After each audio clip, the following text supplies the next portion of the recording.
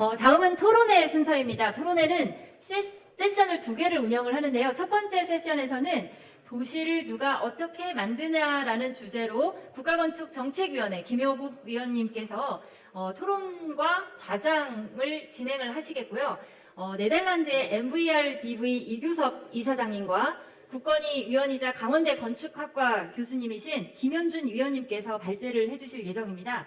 그리고 가천대학교 김재철 교수님, 연세대학교 손동욱 교수님, LH 토지주택연구원 백혜선 연구원님, 그리고 국토교통부 공공택지기획과 양희관 과장님께서 토론자로 참여하셨습니다. 그러면 국가건축정책위원회 김영욱 위원님 진행으로 토론회를 바로 시작하도록 하겠습니다. 제가 소개한 국가건축정책위원회 김영욱입니다. 그럼 먼저 두 분의 발제를 들으시고 토론회를 진행하도록 하겠습니다. 먼저 발제하실 분은 지금 현재 네덜란드에 계시는 이교석 이사입니다. MVRDB에 근무하고 계시고요. 신도시 경험이 많으신데 영상으로 발제 내용을 보시고 토론회는 직접 실시간으로 참여하실 예정입니다. 안녕하세요. 네덜란드에 있는 도시설계 및 건축회사인 MVRDB에서 근무하고 있는 이교석이라고 합니다. 최근 한국에서 추진하고 있는 도시건축 통합계획에 대해서 멀리서나마 굉장히 고무적으로 바라보고 있고요. 오늘 이 논의에 도움이 되고자 네덜란드에서 지금 진행되고 있는 도시건축 통합계획에 대한 발표를 준비했습니다. 저희 발표 내용은 우선 네덜란드에서 어떻게 도시건축 통합계획이 형성되어 있는지에 대한 역사, 그리고 어떤 과정을 통해서 이루어지고 있는지, 또 어떤 의사결정 모델을 가지고 있는지, 또 이 설계안을 어떻게 심의하는지에 대한 내용 순서로 진행하도록 하겠습니다. 일반적으로 네덜란드에서 도시건축 통합계획의 역사의 시작을 1915년 베를라의 암스테르담 남부 확장 계획을 시초로 생각하고 있습니다. 지금 화면에 보시는 것처럼 이 계획에서는 단순히 건축물의 어떤 유형뿐만 아니라 이 건축물이 공공공간과 어떻게 엮여져서 풍부한 인간적인 공간을 만드는지를 종합 예술적으로 접근한 사례가 되겠습니다.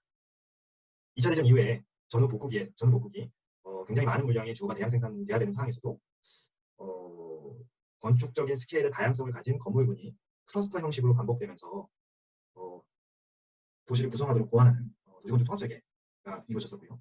최근에 민관 협업에 의해서 만들어지는 신자유주의적인 환경 도시를 만드는 신자유주의 환경 안에서는 도시적인 일관성과 건축성의 창의성을 좋아하는 데 중점을 둬서 작업을 진행하고 있습니다. 실례로 2000년대 초반에 계획된 현재 완공된 암스테르담 아이보그 신도시 같은 경우는 보시는 바와 같처럼 도시 블록형으로 도시적인 질서와 일관성을 담아내지만 각 블록들은 최대한의 건축적인 자율성과 창의성을 증진해서 굉장히 풍부한 공간적 다양성을 만들어낸다고 보실 수 있을 것 같습니다.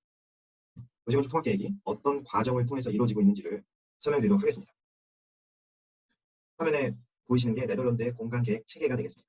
최상위 국토계획부터 개별 필지의 건축계획까지 일반적으로 7개 정도의 단계가 있습니다. 도시계획과 건축계획의 영역이 중첩되는 두 가지 계획, SPV, 한국어로 의역하자면 입체적 도시계획이 되겠습니다. 빌딩 퀄리티 플랜, 마찬가지로 의역하자면 건축 가이드라인이라고 하겠습니다. 이 두 가지 단계가 지금 한국에서 논의하고 계시는 도시건축 통합계획의 맥락에 일치한다고 여겨집니다. SPV, 입체적인 도시계획으로 넘어가는데요. 영어로는 Specification of Urban Plan이라고 얘기합니다. 건물의 상세한 입체적 형태와 기능을 정의하는 도시건축 통합과정의 핵심이 되겠고요. 사업 시행자, 도시계획과 건축가가 함께 작업을 하게 됩니다. 이를 통해 도시의 최종적인 형태를 만들어내는 과정으로 설계 기간 중에 가장 오랜 시간이 소요되는 과정이기도 합니다. 저희 회사에서 진행한 하이드파크 주거단지 프로젝트의 SPV 다큐멘터리를 바탕으로 어떻게 이 설계가 진행되는지 설명드리도록 하겠습니다. 첫 번째로 입체적 건물 구성의 개념 정의를 하는 부분은 있는데요. 보시는 바처럼 이 주거단지에서는 주변 건물과 도로에 충분한 일조량을 확보하기 위해서 지붕의 형태를 구성하는 것부터 시작을 하고요. 이 깎여진 지붕들이 주변 녹지와 시각적으로 연계되는 옥상 테라스를 만드는 단계가 있겠고요. 또한 가로에 대응하는 저층부 인명 구성과 내부 중정과의 시각적인 연결을 바탕으로 단면적인 형태 원리를 구성하게 됩니다. 이 다음 단계로 이 원칙들을 적용했을 때 입체적으로 각 건축물들이 어떤 물리적 형태를 띠게 되는지를 시각하게 됩니다. 또한 이 건물의 형태가 실제적으로 의도했던 충분한 일조 시간들을 확보해 주는지를 시뮬레이션을 통해서 검증하는 단계까지 거치게 됩니다. 자, 이런 3차원적인 설계가 완성되게 되면 그 다음에 건축 가이드라인을 작성하게 되는데요. 이는 건물의 형태뿐만 아니라 창문의 위치, 마감재료, 녹지의 성격 등을 규정하게 됩니다. 도시계획가가 개별 필지의 사업자 그리고 건축가에게 도시계획의 의도를 설명하고 소통하기 위한 수단으로 사용이 됩니다. 일반적으로 의도한 바와 비슷하게 디자인된 사례사진을 이용하여 가이드라인 형식으로 구성되게 됩니다. 마찬가지로 하이드파크에서 제가 작업했던 건축 가이드라인의 내용 구성을 통해서 설명드리도록 하겠습니다. 지금 보시는 목차에 있는 것처럼 건축물의 개념, 건축물의 외피, 인면, 외부 공간, 발코니, 지상층, 중정의 순으로 큰 범주부터 각각의 범주를 설명하는 형식으로 기술되게 됩니다. 건물의 형태 개념을 정의하는 챕터에서 보시는 것처럼 의도했던 지붕을 깎아내는 형태가 각 건물들의 작은 건물들의 집합으로 느껴져야 된다라는 걸 정의했고요. 안 좋은 사례에 대해서 기술하게 됩니다. 또한 이 디자인 의도를 강조하기 위해서 개별 주택의 단위 크기가 어느 정도 사이즈여야 되는지를 정의하게 됩니다. 그 다음 단계의 건물 인면 구성 방식에서는 건물의 외피가 이 깎여진 모습을 최대한 반영도록 돼야 되고 이 단차가 너무 크지 않게 돼야 된다. 또한 건물의 인면들은 최대한 도로에 정렬된 형태로 돼야 된다는 것들을 정의합니다. 또한 각 인면들의 차별성을 둬서 각 건물들이 명확하게 개별로 인지되어야 된다는 것도 정의하고요. 또한 옥상의 테라스 형태가 3차원적인 그리드를 바탕으로 이루어져서 전체적인 질서 안에서 조화를 이루어야 된다는 옥상 테라스의 형태를 정의하게 됩니다.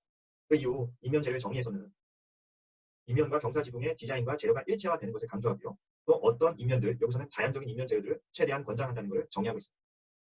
이외에 일관되면서 다양한 발코니 형태를 규정하고요. 어떤 사례가 좋지 않은지도 규정합니다. 또한 전체 마스터 플랜에서 어떤 부분이 어떤 발코니를 가질 수 있는지를 정의하는 단계가 있게 되고요.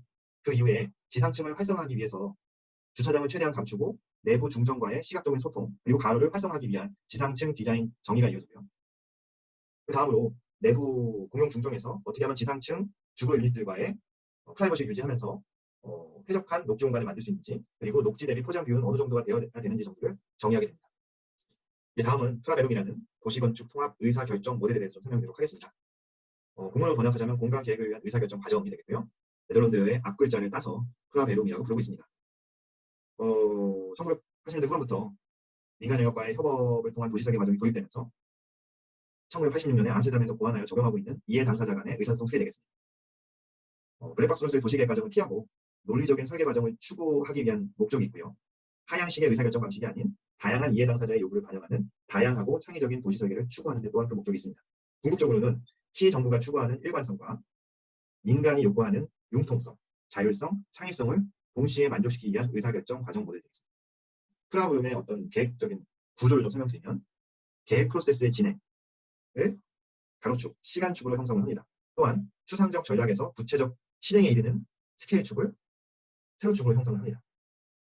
이때 단계적 의사결정 과정을 도입해서 의사결정 시 이전 단계와의 연속성과 일관성을 강조하는 데 중점을 맞추고 있습니다. 이 의사결정 방식은 SPV 단계, 입체적 도시계획 단계에서 아까 제가 설명드린 것처럼 도시건축 통합설계 핵심 단계에서 어떻게 설계가 이루어져야 되는지를 또 정의하고 있는데요. 지금 좌측에 보이시는 도표처럼 그 상위 개발 계획부터 SPVE로 가는 과정에 보시는 것처럼 다수의 추가 스터디를 통해서 스케일을 넘나들면서 SPV에 도착하게 되어 있습니다. 이 다수의 추가 스터디는 다음 단계, 작은 스케일에서 디자인 의도가 작동하는지, 또한 다음 단계에서 충분한 창의적 다양성이 확보되는지를 검증하고 디자인의 품질을 확보하는 데 그 목적을 가지고 있습니다. 그 과정에서 도시계획적인 의도가 건축적인 결과물로 이어질 수 있는지를 다양한 스케일을 넘나들면서 계획안을 발전시켜가는 과정이 되겠습니다. 보시는 것처럼 SPV 다큐멘트는 이 스케일에 해당하는 공간적인 이슈들을 정의함에도 불구하고 그 다음 단계, 건축적인 레벨까지 오고 가면서 실제적으로 의도했던 도시계획적인 의도가 건축적인 스케일에서 작동이 가능한지를 스케일을 넘나들면서 다양한 스터디를 통해서 정의하는 과정이 되겠습니다. 이 프라브럼의 SPV 과정이 실제적으로 어떻게 적용이 되는지를 암스테르담 동안구의 보르네오 스포렌버그 도시계획 과정을 통해서 좀 설명드리도록 하겠습니다. 1993년도에 도시계획 부서의 공모 지침을 작성한 과정에 이 주거단지는 모든 주거 유닛들이 개인 정원을 가지고 도로에 면했으면 좋겠다라는 계획 목적을 가지게 됩니다. 이 지침서를 만드는 과정에 추가 스터디를 통해서 그렇게 됐을 때 헥타르당 100세대 정도가 가능한지를 검증하는 추가 스터디가 있었고요. 그렇기 위해서는 3, 4층 정도의 주거가 전제되어야 된다는 피드백을 받게 됩니다. 이를 바탕으로 마스터 플랜 공모가 이루어지게 됐고요. 경쟁자 중에 웨스트 8이라는 설계사가 당선이 되게 됩니다. 당선 이후에 SPV를 작성하는 과정에 또한 추가적인 스터디들이 이루어지게 되는데요. 다양한 회사들, 다양한 건축가들이 참여해서 이루어지게 되는데요. 이 건축 유형이 실제적으로 경제적으로 가능한 유형인지, 어느 정도의 반복과 변형을 이루어질 수 있는지를 추가적으로 스터디하게 되고요. 그 스터디한 결과물들이 SPV, 입체적 도시계획에 반영돼서 그 다음 단계로 실현되게 됩니다. 보시는 것처럼 화면에 보이시는 게 보르네오 스포렌 지구의 공모 당선장이 되겠습니다. 공모 당선장에서는 건축적인 레벨에 대해서는 아직 표현이 안 돼 있고요. 저층 고밀도의 다양한 주거 유형을 제한하고 있고, 또한 공공공간과 대형 건축을 시각적으로 연계하는 데 중점을 맞추고 있습니다. 이게 SPV 이 과정과 도시 건축 통합 설계를 거치면서 굉장히 일관된 모습으로 현실화되게 됩니다. 보시는 것처럼 기존의 계획 의도, 각자의 정원을 가지고 있는 주택들이 전반적인 도시 밀도와 건축 높이를 일관성 있게 구현하면서 실현될 수 있을까에 대한 부분이 일관적으로 실현된 걸 보실 수 있고요. 또한 전반적인 도시적인 형태를 유지하면서 각 필지의 소유자의 요구를 반영하는 다양한 건축가들의 창의적인 건축적 결과물들로 만들어지게 됩니다. 웰스탠드라고 부르는 도시건축 통합 심의에 대해서 설명드리도록 하겠습니다. 로테담시는 2010년경부터 네덜란드 최초로 건축, 도시계획, 문화재 심의를 통합해서 진행 중에 있는데요. 이 트렌드가 현재 네덜란드 주요 5개 대도시에서 이 흐름에 따라서 진행되고 있습니다. 의도는 기존의 세분화된 심의로 인해서 의견 상충 문제가 해결하고 과도 심의를 제한하여 디자인의 본래 의도를 존중하는 데 있습니다. 또한 인허가 프로세스를 단순화하여 프로젝트 지연을 최소화하는 효과를 나타내고 있습니다. 심의위원회 구성은 노테담의 경우에는 7명으로 구성이 되어 있고요. 반드시 도시계획과 건축 역사가 그리고 시민 대표를 포함하도록 규정되어 있습니다.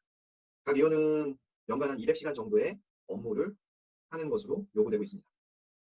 2017년 기준으로 노테담에서 한 1650건 정도가 처리가 됐는데요.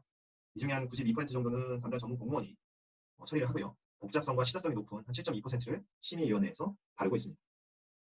매주 수요일 오후에 심의 안건당 20-30분을 논의하는 형식으로 한 6건 정도를 진행하게 되는데요. 심의 상정안의 절반 정도는 첫 번째 심의에서 통과를 하고요. 어떤 경우에는 3번, 4번, 5번까지도 진행이 되게 됩니다. 5번까지도 진행을 못해서 프로젝트 기간이 길어지면서 생기는 문제들이 발생하게 되는데요. 로테담의 경우에는 심의를 통과하지 못했지만 지역 경제 활성을 위해서 반드시 필요하다고 시장 직권으로 허가를 내준 사례도 있습니다. 프로젝트 빌딩이라는 경우인데요. 물론 심의위원들의 반발들은 있었지만 시장이 정치적인 책임을 지는 사례가 되겠습니다. 심의 기준에 대해서 명확히 규정하는 심의 기준서를 각 도시는 지금 작성해서 배포하고 있는데요. 로테담 심의 기준서를 내용을 제가 간략히 좀 설명드리면, 첫 번째, 심의 제도의 취지와 절차에 대해서 기술하고요. 또한 용도에 따른 일반적 심의 기준을 기술합니다. 그 이후 특정 지역에 대한 특수 심의 기준에 대해서 언급을 하고요. 마지막으로 간략한 건축 요소별 심의 기준을 기술하는 형식으로 되어 있습니다. 그래서 이 심의 기준서는 지방 정부의 도시건축 디자인 철학을 기술하고 이를 실현하기 위한 심의 기준을 공표하는 데 목적이 있고요. 일관성 있고 공정한 심의가 되기 위한 기초 자료가 되겠습니다. 심의 결과는 심의 직후 그날 바로 통보가 돼서 일반에 공개하는 걸 원칙으로 하고 있고요. 매년 심의 영감을 발행하여 주요 프로젝트들의 심의 통과 사유를 일반에 공개하고 있습니다. 이렇게 함으로써 투명하고 일관성 있는 심의 과정을 추구하고 있습니다. 제가 지금까지 설명드렸던 도시건축 통합계획의 주요 시사점을 다음과 같이 요약하도록 하겠습니다. 네덜란드는 지난 100여 년의 도시건축 통합계획을 통해 사람 중심의 창의적인 도시 경관을 실현해왔고, 이는 오늘날의 도시건축 선진국으로 국가 브랜드에 기여하고 있습니다. 두 번째, 전략적 추상적인 도시계획과 구체적 실행적 건축계획 사이에 도시건축 통합계획 과정 SPVE 다큐멘트로 대표가 됩니다. 를 두어 점진적이고 논리적인 설계 과정을 추구하고 있습니다. 세 번째, 공적 영역이 추구하는 도시적인 일관성과 민간 영역이 추구하는 자율성, 혹은 융통성, 혹은 창의성이 공존할 수 있는 도시건축 의사결정 과정을 구축하고 있습니다. 그러니까 프라블람이라는 암스테르담의 의사결정 과정 모델을 통해서 설명드렸고요. 마지막으로 문화재 심의를 포함하는 도시건축 통합 심의를 통해 일관성 있고 투명하게 운영하여 심의 과정의 사회적 비용을 줄이고 도시공간의 질적 향상을 유도하고 있습니다. 이상입니다. 안녕하십니까. 강원대학교 김현준입니다.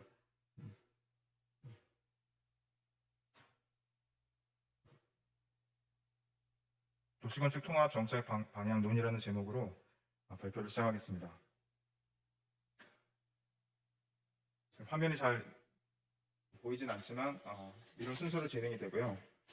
하나의 사례를 중점으로 도시건축 통합에 대한 내용을 전달을 하려고 하고요. 계획안보다는 정책과 그것을 어떻게 누가 만드는지에 대한 방향으로 PPT를 구성하였습니다. 먼저 질문을 하게 되는데요. 실제로 건축을 하는 입장에서 여러 가지 질문을 하게 됩니다. 개별 필지에서 건축 행위가 진행이 되는데 그것들이 모여졌을 때, 그거 3차원들이 모여졌을 때 과연 그것이 조화로운 도시를 구성을 하는지, 사실 그런 질문을 늘 갖게 됩니다. 그래서 그런 질문을 시작이 되었고요. 그리고 신도시의 경우에는 어떤 큰 규모로 전체를 구성할 수 있는 그런 배경이 이제 형성이 되고 있지만 실제로 작은 규모, 소규모, 구도심, 도시 재생 사실 이런 소규모 건축들을 모여서 전체 도시가 형성이 되고 있는데 과연 그런 과정에서 어떻게 도시건축 통합이 이루어질 수 있는지 그런 질문이 있습니다. 그리고 3차원으로 되어 있는데 그것의 관계에 대한 거고요. 그리고 그 시간적으로 굉장히 차이가 있는데 지구 단위 계획하고 건축 행위에서는 굉장한 시간적 차이가 있고 조금 넘어가지 못하는 어떤 선 같은 것이 존재한다는 것을 좀 느꼈고요. 그런 것들이 어떻게 극복될 수 있는지를 좀 사례를 통해서 보고자 합니다. 그것을 요약하면 이런 간단한 이제 표로 이제 되겠고요. 지구 단위 계획이라는 그런 어떤 전체 도시 계획의 형성 과정이 있다면 실제 건축 행위에는 건축 인허가 과정이 있고요. 그래서 이런 시간적 차이와 혹은 부서 간의 어떤 칸막이 그런 것들에 대한 어떤 통합에 대한 어떤 질문이 있을 것이고요. 또 한편으로는 문제가 있습니다. 도시 계획 자체가 갖고 있는 문제와 또 건축 자체가 갖고 있는 문제를 각각 내부에서 풀어내야지만 하는 건데 그런 것들이 사실 하나 예를 들면 숫자로 규정이 되어 있다는 것입니다. 그래서 그런 어떤 뭐 용적률이라든가 건폐율이라든가 직접 일조권이라든가 이런 것들에 의해서 건축의 매스가 형성이 되기 때문에 그런 내부적인 것들을 풀어지는 거에 집중을 하다 보면 정작 옆에 있는 건물과의 관계라든가 이런 것들에 대해 소홀해질 수 있는 것들이 제도적으로 과연 얼마나 우리가 접근할 수 있을지 그런 문제들을 같이 보고자 합니다. 그래서 이 사례는 뭐 이렇게 표로 이렇게 되어 있지만 순서로 이렇게 되어 있지만 간단하게 세 가지로 구성이 되어 있습니다. 첫 번째는 지구 단위 계획 단계고요. 지구 단위 계획 마스터 플랜이 어떻게 형성이 되어서 그것이 잘 구성이 되어지냐라는 어떤 그런 큰 단계가 있고 그것을 누가 하냐 질문이 있겠죠. 그리고 그 다음 단계로 건축 행위로 들어와서 또 그것을 누가 하는지 그리고 그거 건축 인허가 과정이 있을 텐데 그것은 누가 하는지 이런 어떤 세 가지 큰 꼭지로 한번 보고자 하고요. 지금 제가 사례를 제공하고자 하는 그런 사이트는 테임스강 아래쪽에 있는 에일즈베리 사업 도시재생 사업이고요. 런던의 경우에는 서울과 달리 강남이 조금 낙후되어 있고 조금 가난한 그런 지역이고요. 그리고 지금은 이제 개발이 되어 있지만 상대적으로 낙후된 지역에 속해 있습니다. 그 지역이 사실 슬럼화되고 있고 그래서 사실 1999년에 이 지역을 좀 어떻게 잘 해보자 하는 지역 공동체가 먼저 구성이 되었어요. 그 다음에 사실 10년간에 걸쳐서 지구 단위 계획이 형성이 되어졌는데 그 중간에 2005년에 이거를 리모델링하기엔 너무 비싸서 이것을 이제 부시고 다시 해야 되는 재개발로 이제 결정이 되었고 5년간에 걸쳐서 우리로 비교하자면 지구 단위 계획의 좀 특별한 구역이죠. 그러니까 여기서는 AAP라고 이제 명칭이 되어 있는데 그 특별한 구역에 대해서 좀 자세히 보자. 그래서 그쪽 그 구역만 특별하게 다룬 계획안이 이제 만들어지게 됩니다. 그 다음에 이제 5년간에 걸쳐서 이제 시행이 되는데요. 뭐 영국이니까 조금 시간이 좀 오래 걸립니다. 총 15년이 걸렸죠. 그 5년간에 걸쳐서 이제 건축이 또 시행되고 있는데 제일 흥미로운 것은 이 지구 단위 계획의 그 마스터 플랜이 조금 변경되는 그런 사례입니다. 그래서 그런 것들을 조금 자세히 살펴보겠습니다. 미국의 이제 부서진 프로이트 아이곤가요? 그 계획안처럼 약간 근대 모더니즘을 이제 연상시키는 그런 기존의 이제 집합 주거죠. 그래서 여기가 굉장히 낙후되어 있고 범죄화되고 슬럼화되고 하는 그런 거고요. 저기 왼쪽에 보이는 높은 타워가 있는 부분이 시티 오브 런던의 경제 중심부고요. 오른쪽에 보이는 그 타워 있는 부분이 캐나리 워프라는 또 마찬가지로 경제 특구로 되어 있습니다. 그래서 경관에서도 좀 전체 런던에서는 좀 통제가 잘 되고 있는 것을 좀 간접적으로 볼 수 있고요. 그러면 AAP, 그러니까 도시계획을 도대체 누가 하고 그것의 구성은 어떻게 되어 있는지를 이제 보면 네덜란드와 비슷한 것 같습니다. 첫 번째 국가가 있고, 그 다음에 런던에 대한 내용이 있고, 그 다음에 자치구, 사덕 군대, 우리로 얘기하면 뭐 송파구, 뭐 성동구 그런 구가 있겠죠. 그 다음에 이제 그 안에 이제 특별한 구역인데 그 지자체에서 그 특별한 구역에서만 이제 특별 계획을 만듭니다. 그것이 이제 AAP고요. 그럼 그런 AAP를 누가 만드는지가 사실 궁금해지는데 두 가지 정도가 있는 것 같습니다. 그 지자체 자체 건축사들이 풀타임 잡으로 갖고 있는 그런 구들이 많이 있고요. 그리고 카운슬 아키텍트라고 합니다. 그래서 명칭이 있고 정직원입니다. 그래서 우리로 이제 요즘에 지역 안전센터라든가 전문가들이 지자체에 이렇게 고용되고 할 텐데 그런 활동들을 할 텐데 실제 그런 사람들이 마스터 플랜을 작성할 수 있습니다. 그리고 두 번째는 그것을 용역을 주는 거가 되겠죠. 그래서 이 플래닝이라는 용어가 도시 계획을 의미하는데 건축 인허가의 용어가 플래닝 퍼미션, 플래닝 어플리케이션 이런 식으로 되어 있습니다. 그래서 그 건축 인허가가 도시 계획의 연장선상에 있고 그 전체 법 체계에도 하나로 되어 있다. 이것을 조금 말씀드리고 싶고요. 그래서 지금 버밍엄을 제가 한번 알아봤습니다. 그래서 버밍엄이 인구가 한 110만 정도 되는데 거기에 이제 고용된 카운슬 건축사가 20명이 있습니다. 정직원이죠. 그러니까 우리의 지금 송파구가 인구가 67만 정도 되니까 예를 들면 송파구에는 한 10명 정도의 정직원의 건축사가 이제 사실 필요한 거고 런던하고 이제 비교를 해보면 110명의 공공건축가가 일을 하고 있고 그리고 총괄 건축가인 그 당시 리차드 로저스가 사더프의 이 계획에도 많은 영향을 줬다고 합니다. 그래서 이 과정에서 또 이제 그 전문가들만 있는 것이 아니라 사실 뭐 6단계, 5단계 정도의 공공 합의 과정이 있는데 이것이 형식적이라기보다는 실제로 그 워크숍이라든가 이런 것들을 통해서 주민들의 의견을 적극적으로 수용하고 전문가들의 의견을 받고 있습니다.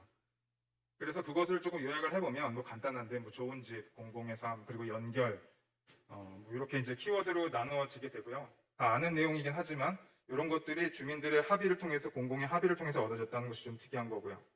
그래서 이것이 첫 번째 단계 좀 동그라미 친 부분이 그 부분이 이제 처음 이제 시행된 부분이고요. 그것을 위해서 이제 여러 가지 다이어그램이 이제 존재하는데 길에 대한 다이어그램이 한 5개 정도 제가 이제 요약을 해보면 그리고 밀도에 대한 부분이 굉장히 좀 중요하고 공원이나 공공시설에 대한 내용이 중요합니다. 길에 대한 내용을 좀 자세히 좀 설명을 간단하게 해보면 굉장히 상세하게 이제 구성이 되어 있어요. 모든 길에 대한 상세가 나와 있습니다. 가로수가 몇 개인지 그래서 이런 것들이 보행자 위주로 정확하게 시행이 될 수 있도록 가이드라인이 되어 있고요. 밀도에 대해서는 우리가 소위 뭐 역세권에는 용적률을 많이 주자 뭐 이런 얘기들 하는데 그럼 도대체 얼마나 많이 주냐 이런 질문을 할 수 있는데 그 용적률에 대한 그런 가이드라인은 수치로 되어 있는 게 있습니다. 그래서 대중교통 지수가 높아지면 거기에는 이제 주택의 수를 좀 증가시킬 수 있는 그런 어떤 방향적인 데이터가 있고요. 여기서는 이제 공원 근처에 공원이 있으면 공원 근처에 이제 좀 높은 건물을 리드미컬하게 배열하는 게 이제 계획안이었는데 실제로 여기에 이제 교통 지수가 부족하니 버스 정류장을 하나 더 넣어서 나중에 이제 그것을 이제 맞추게 되는 거꾸로 역으로 맞추는 그런 과정을 이제 겪었고요. 그래서 이제 구성이 된 게 이게 이제 마스터 플랜이죠. 이게 이제 AAP의 계획안이 이제 나왔고요.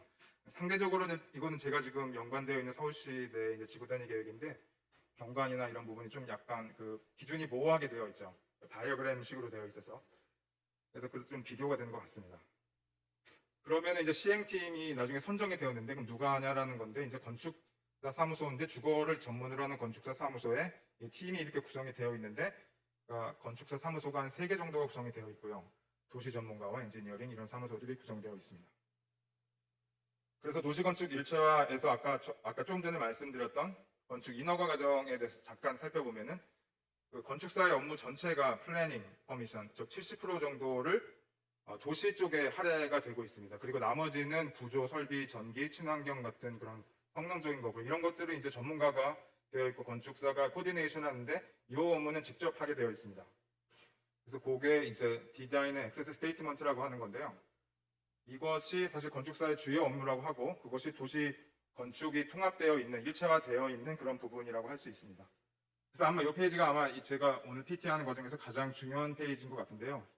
그 처음에 이제 AAP의 계획안이 있는데 그 지금 시행팀이 하다 보니까 그 연결이라는 거에서 주변 길을 연결하는 제안을 했고 그것이 받아들여져서 지구단위 계획이 바뀌게 됩니다. 그러니까 역으로 된 거죠. 건축사 사무소가 계획안을 하면서 지구단위 계획을 바꿀 수 있는 거죠. 그만큼 좀 이렇게 융통성을 아까 이교석 예사님도 말씀하셨는데 그런 부분을 갖고 있습니다. 그래서 길 체계가 조금 변경이 됐고요. 잠깐 독일의 사례를 보면 독일도 3년의 과정에 걸쳐서 지구단위 계획이 이렇게 비플랜이었죠. 형성이 되고 있는데 이렇게 이제 형성이 되어진 다음에 나중에 이제 실제로 공모전이 되어서 이제 실제로 시행하는데 길은 바뀌지 않았지만 매스가 약간 바뀌게 되었습니다. 그래서 여기서도 예를 들어 3차원으로 뭔가 그 도시계획이 되었을 때 그것이 정답이 아니라 조금씩 바뀌어질 수 있다는 걸 내포하고 있고, 그것이 건축사의 자의적인 의지나 아이디어가 아니라 이런 5단계의 또 합의 과정을 거쳐서 실제 워크숍을 진행하면서 주민들과 그 계획안을 만들어간다는 걸 이제 알 수 있고요. 그리고 이것은 줌인, 줌아웃이라고 제가 표현을 했는데, 실제로 이런 평면 구성을 해서 이런 결과가 나온 게 이제 매스기 때문에 여기서 이 부분이 많이 왔다 갔다 하면서 변경이 되는 것이 사실 굉장히 중요한 것 같습니다. 그래서 실제로 작동하는지를 봐야 되니까요. 그래서 이 경우가 생략된다면 이것은 그냥 그림에 불과한 게 되겠죠. 코어가 어디에 있는지, 실제로 주차가 어디 있는지, 뭐 이런 재료 부분까지 아주 상세하게 다뤄지고 있고요. 지금 부지가 여기라면 전체 옆에 있는 것까지 같이 고려한 경관 계획이 이루어지고요. 그것이 자기 부지에서 좀 멀리 떨어진 곳에서 경관을 검토를 합니다. 그래서 이거는 제가 연관된 작은 프로젝트 있는데요. 주변에 3차원에 대한 정보가 없기 때문에 비교할 수 있는 데이터가 없습니다. 그래서 지구단위 계획 자체가, 그리고 기준이 좀 모호하고요. 다이어그램식으로 되어 있어서 어디서 어떻게 봐야 되는지 그런 것들이 조금 상세하게 되어지면 좋을 것 같고, 지금 이것은 약간 그 연전에서 중요한 뷰 코리도의 예를 잠깐 또 갖고 왔는데요. 리차드 로저스 그 총괄 건축가가 이 뷰 코리도의 경관의 연전에서 가장 중요한데, 그것을 역행하는 그런 어떤 제안을 했고, 그것이 받아들여져서, 그러니까 좀 전에 이규석 기사님이 말씀하신 뭐 시장이 뭔가 자기 자의적 권한으로 뭔가를 바꿀 수 있다고 했는데, 총괄 건축가가 그러한 권한도 갖고 있고요. 이런 정량적으로 어떻게 경관을 컨트롤하는지가 자세히 나와 있습니다. 이거 춘천시 경관 계획인데 사진이 어디서 찍었는지가 모호하고 너무 지도가 커서 사실 굉장히 의도는 알겠지만 좀 규제가 사실상은 불가능하고, 이런 것들이 다 심의로 가서 심의의 부담이 가중되고 있습니다. 이게 마지막 페이지고요. 요 다음인가요? 이게 아까 처음에 드렸던 질문에 대한 대답이고, 어떻게 우리가 도시 건축을 연결할 수 있을지 이런 것들을 조금 토론해서 같이 얘기해보고 싶은 그런 내용들을 적어봤습니다.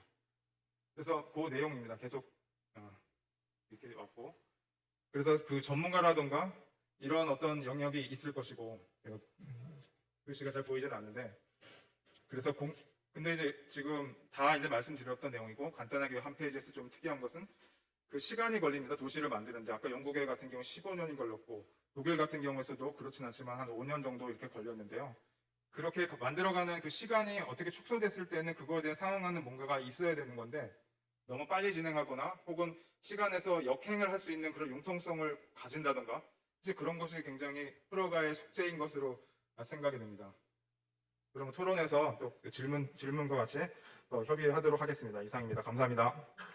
김영욱입니다. 제가 오늘 토론회에서 우리가 어떤 내용을 주로 이야기할 건지, 그리고 근본적으로는 이 자리의 취지가 뭔지에 대해서 제가 짧게 설명을 하고 토론을 진행하도록 하겠습니다. 도시건축 통합계획은 저희 5기 국권이 18년부터 지금까지 이제 추진을 하고 있고요. 그 배경은 다음과 같습니다. 그러니까 지금 우리가 살고 있는 도시를 바라보면, 뭐 오늘도 저희가 여기가 부천인데, 부천 그 지하철역에 내려서 버스를 타기 직전에 본 도시의 모습이 서울시 부근에 있는 어느 도시와도 비슷합니다. 큰 구별이 없습니다. 모든 도시가 거의 획일화되어 있죠. 단순히 주거의 문제뿐만 아니라 도시 자체도 획일화되어 있고, 마치 계획적으로 완전히 이제 지역이 아까 환양사에서 정혜구 이사장께서도 말씀하셨지만 거직의 특성이라든지 뭐 이런 것들을 반영한 차별화된 도시, 그 도시만이 가지고 있는 고유의 특성, 이런 것들이 나타나지 않고 어쨌든 획일화된 그런 도시의 모습을 띠고 있다는 데서 이런 것들을 어떻게 지향을 할까, 이제는 그런 점에서 출발을 했고요. 그 다음에 우리가 좌측에 보시는 그런 그림처럼 우리가 익숙한 일상의 도시 주거 모습입니다. 근데 이런 것들은 단순히 물리적인 그런 모양만이 아니라 아까 국토부 장관께서도 말씀하셨지만 우리의 정신과 생각, 이런 것들에 굉장히 큰 영향을 미치는 거죠. 그렇기 때문에 지금 우리 사회에서 만연하고 있는 여러 가지 사회적인 병리 현상, 굳이 이야기하자면 이제 더 행복합니까? 질문을 했을 때 그렇지 않다라고 대답하는 국민들이 더 늘어났습니다. 우리가 20년 동안 비약적으로 경제 성장을 했는데도 불구하고, 그런데 이게 단순히 도시 문제냐, 물리적인 모양의 문제냐? 물론 아니죠. 그렇지만 우리의 도시 공간이 점점 사람들 간의 소통에 단절을 가져오는, 그렇게 우리가 도시를 만들고 있다는 것을 부인할 수가 없습니다. 그런 측면에서 어떻게 그러면 사회 통합을 위한 도시를 만들 건가? 그 중에서 아마 가로가 제일 중요할 겁니다. 그래서 시민들이 가로를 공유하면서 일상생활 속에서 사람들 간의 만남을 촉진하는 도시를 어떻게 만들까? 아까 국가정책위원회 위원장께서 말씀을 하셨지만, 이 가로에서 사람들 간의 조우가 일어나고, 그런 조우를 통해서 보이진 않지만 도시 시민들 간의 공동체가 만들어지는 거죠. 그런 도시를 만들자. 그런 도시를 만들기 위해서 구체적으로 가로 주변의 건축물, 그리고 가로의 분위기를 형성하는 건축물의 용도들, 층수라든지 여러 가지 것들이 이제 이러한 가로를 활성화하는 데 영향을 미치겠죠. 왼쪽에 보시는 거는 우리가 지금까지 만들어왔던 도시의 그런 프로세스 중에 하나입니다. 아까 두 개, 네덜란드와 영국의 사례를 보셨겠지만, 2차원적인 평면 계획에서 우리나라는 좌측에 보는 토지용 계획이라고 그러죠. 지구 계획을 통해서 2차원적인 평면 계획에 그칩니다. 그리고 마지막 단계에 개별 블록에 대해서 건축가들이 들어가서 설계를 합니다. 그 사이가 우리는 비어 있습니다. 물론 지구 단위 계획이라는 게 있습니다. 지구 단위 계획에서 입체적으로 계획을 하도록 방향 제시는 되어 있지만, 우리나라는 여러 가지 이유로 그렇게 못하고 있는 거죠. 그래서 3차원적인 입체 계획을 이제는 하자. 그리고 창의적으로 지구 단위를 만들자. 그런 취지에서 저희들이 도시건축 통합 계획을 시작하게 되었고요. 추진경입니다. 하여튼 2018년부터 지금까지 지난한 과정을 거쳐서 지금 제도 개선을 목전에 두고 있습니다. 그래서 그 제도 개선의 방향은 방금 말씀드린 것처럼 이러한 사회통합적인 도시민의 공동체가 형성되는 그러한 도시를 만들기 위해서 어떻게 입체적으로 도시를 만들어 가야 될 건가? 단순히 평면적으로 도시를 규정하는 게 아니라 시민들의 활동을, 시민들의 생활의 유형을 혹은 행태를 미리 예측을 해서 토지 이용 계획 단계에, 그러니까 지구 계획 단계에 이런 부분들을 어떻게 규정을 할까? 그런 것들이 도시건축 통합 계획의 가장 핵심적인 내용이 되겠습니다. 절차도입니다. 그래서 지금 방금 제가 말씀드린 것처럼 지구 계획 단계에 지구 단위 계획까지 지금 하고 있죠. 그렇지만 거기에 담겨진 지구 단위 계획은 거의 평면적인 겁니다. 말씀드린 것처럼. 그래서 도시건축 통합 계획이 들어감으로써 그 프로세스 안에 3차원적으로 입체적인 마스터 플랜을 만들고, 그 마스터 플랜을 통해서 지구 단위 계획으로 규정을 하게 됩니다. 3차원적으로 지구 단위 계획을, 다시 말하면 형태를 규정하는, 앞서 본 해외 사례에서 보셨다시피 형태를 규정할 수 있도록 지구 단위 계획을 만들게 되는 게 이 도시건축 통합 계획의 가장 핵심적인 그런 내용이 되겠습니다. 지금 현재는 이러한 저희들이 아까 장관님께서도 말씀을 하셨지만 3기 신도시부터 적용을 하고 있습니다. 이 3기 신도시에서 입체적으로 지구 단위 계획을 하도록 지구 계획 단계에 이미 규정을 하고 있고요. 그런데 이따가 토론회에서도 참여하시는 선생님들이 말씀을 나누시겠지만, 제도적으로는 이렇게 바뀌고 있는데 실행 단계에서 아직 많은 문제점들을 노출을 하고 있습니다. 그동안 도시를 만들어 오던 그런 관성들, 관행들, 그리고 참여 주체의 역할에 대한 약간의 혼동스러움들, 이런 것들 때문에 아직은 시행착오도 겪고 있고 많은 진전이 있었습니다만은 여전히 개선의 여지가 있다고 봅니다. 마지막 슬라이드가 되겠습니다. 지구 단위 계획의 개선 방향입니다. 그래서 어쨌든 이 도시건축 통합 계획을 적용하면서 우리나라가 대규모 블록으로 대규모 단지를 만들어서 넓은 차선으로 도시를 격리시키고, 도시 공간을 격리시키고, 격리된 공간에 살아가는 혹은 가두어진 사람들은 서로를 이방인처럼 여기는 그런 도시를 만들고 있습니다. 기능이나 효율이 훨씬 중요하고요. 아까 환영사에서 말씀들 하신 것처럼 문화, 그리고 정신적인 어떤 도시에서 받는 그런 영향들, 그런 것에 대해서는 굉장히 등한시했죠. 어쨌든 이러한 관점에서 저희들이 도시건축 통합계획을 추진을 하고 있고, 아까 지금 현재 아마 실시간으로 이게 영상이 송출되고 있는데, 제가 보니까 채팅창에 한 182분이 참여하고 있더라고요. 그래서 아마 저도 이런 온라인에서 발제도 하고 토론도 했지만, 이렇게 많은 분들이 참여한, 보통 아주 많으면 60분, 70분인데 지금 굉장히 많은 분들이 전국에서 참여하고 있기 때문에 굉장히 고무적이고요. 어쨌든 이러한 도시건축 통합계획이 지금은 아직 혼란스러울 수는 있지만 잘 정착되고 잘 추진되어서 우리나라 사회가, 사회적인 공동체가 건강하게 살아있는, 그래서 많은 국민들이 행복을 느끼는 그런 도시를 추구하자는 차원에서 오늘 이러한 세션 1에 자리를 마련했습니다. 그러면 바로 토론회를 시작하도록 하겠습니다. 토론 참석하신 선생님들 좀 나와주시면 감사하겠습니다. 네, 그러면 오늘 토론에 참여해 주신 선생님들을 소개를 드리겠습니다. 먼저 제 좌측에 앉아 계시는 선생님부터 소개드리면요. 가천대학교에서 도시계획을 전공하고 계시는 김재철 교수님이십니다. 네, 연세대학교에서 도시설계를 전공하시는 손동욱 교수님입니다. 네, LH에서 주거와 관련해서 또 도시와 관련해서 다양한 연구를 하시는 백혜선 연구위원이십니다. 네, 그리고 약자로 공주단이라고 그러는데 왕자단이 아니고 공주단입니다. 그래서 공공주택 추진단이고요. 거기서 총괄 기획을 하고 계시는 국토부의 양휘관 과장님 모셨습니다. 예, 그러면 오늘 토론을 이렇게 진행하도록 하겠습니다. 저희가 온라인으로 이제 진행을 하다 보면 집중도가 떨어지기 때문에 이 네 분 토론 선생님들께서 자료를 만들어서 그 자료를 가지고 먼저 본인이 오늘 발제 내용을 보시고 저희들 미리 배포해 드렸습니다. 보시고 어떠한 생각을 하시는지에 대해서 미리 준비하셨기 때문에 그 토론 자료를 먼저 한번 쭉 보시고 난 다음에 그 다음에 공통적으로 혹은 같이 논의할 이슈를 한 두세 개 추출을 해서 그걸 가지고 또 자유 토론을 진행을 하도록 하겠습니다. 그럼 순서를 제가 소개해드린 순서대로 그렇게 토론의 요지를 설명을 해주시면 감사하겠습니다. 먼저 김재철 교수님께 마이크를 넘기겠습니다.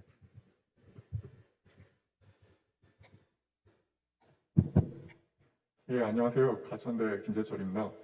오늘 도시건축 통합계획과 관련된 발제 잘 들었습니다. 제가 평소에 고민하고 있던 여러 가지 이슈들도 좀 더 해외 사례에 대해서 깊게 얘기를 들을 수가 있어서 좋은 시간이었습니다. 그 중에서 이제 제가 평소에 고민하고 있던 한 5가지 이슈들을 이번 발제에서 좀 얘기를 해보려고 합니다. 네. 첫 번째는 그 두 발표에서 모두 이제 도시건축 통합계획에서의 일관성과 유연성을 어떻게 담보하는가 하는 게 되게 중요한 이슈라고 얘기들을 해주셨고, 그거를 달성하기 위한 조직 그리고 어떤 체계들에 대해서 설명을 해주셨습니다. 그게 저희도 이제 그 도시와 건축을 통합적으로 그래서 좀 더 그 어떤 계획의 의도 그런 것들이 창의적으로 건축 레벨에서 반영되는 데 있어서 중요할 거라고 생각합니다. 네, 그래서 지금은 저희 아까 그 김영욱 교수님께서도 말씀하셨던 것처럼 저희가 이 시도를 이제 시작하는 그런 단계에서 구체적으로 어떤 사람들이 그런 어떤 역할들을 그 사업의 계획의 시작에서부터 시행 끝까지 책임을 지고 이어갈 수 있을까 하는 것들에 대해서 앞으로 좀 더 고민이 많이 필요하겠다라는 생각을 하고 있습니다. 그리고 또 이제 그 도시 계획적인 고려 그리고 건축적인 고려가 그 처음 계획 시기부터 최종까지 똑같지는 않을 거라고 생각이 듭니다. 좀 더 넓은, 그러니까 좀 더 큰 스케일에서의 도시계획적인 고민들이 더 중요한 그런 사업의 단계들이 있을 거고, 또 그게 좀 더 사업 후반으로 가면서부터 건축적인 휴먼 스케일에서의 그런 고민들이 더 중요한 그러한 단계적 차별화가 그 조직을 만들어가는데 좀 중요하지 않을까라는 생각이 듭니다. 두 번째로 목표, 가치, 대상을 명시하는 것이 중요하지 않을까라고 생각이 듭니다. 저희가 이제 아까 기존의 어떤 도시공간의 문제, 그 신도시 아니면 도시계획 그것들의 문제를 이제 획일적인 어떤 경관 또 그리고 어떤 인간미 없는 그런 도시공간 그렇게 얘기를 하는데 그것들이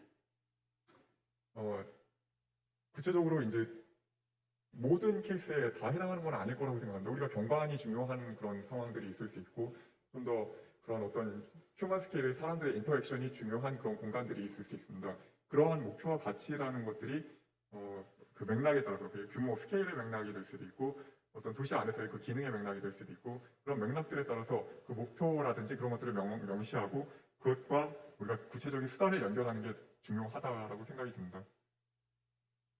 그래서 아까 이제 지구 단위 계획이 우리가 이제 지구 단위 계획을 가지고 있음에도 불구하고 도시의 많은 부분들을 컨트롤할 수 있는 그런 수단을 가지고 있음에도 불구하고 그것들이 제대로 안 이루어지는 이유 중에 하나가 그런 그 어떤 지침이라든지 그런 것들을 통해서 우리가 구체적으로 달성하고자 하는 목표들 같은 것들을 명시하지 않는 부분들 그런 것들이 문제지 않을까라고 생각합니다. 그래서 이런 부분에서 우리가 지침 같은 것들을 단순히 뭐 예를 들어서 이제 경관과 관련된 지침에서 어떤 데를 보면은 뭐 건물 전면의 50%를 뭐 창으로 한다라든지 이건 그냥 예를 든 겁니다. 근데 50%를 통해서 뭘 달성하려고 하는 건지라는 것들이 명시되지 않아서 그 설계 디자인에 있어서 그 계획의 의도라든지 그런 것들이 제대로 반영되지 않는 것들을 심지어는 이번 3기 신도시 도시건축 통합계획을 지구단위 계획화하는 과정에서도 볼 수가 있었습니다.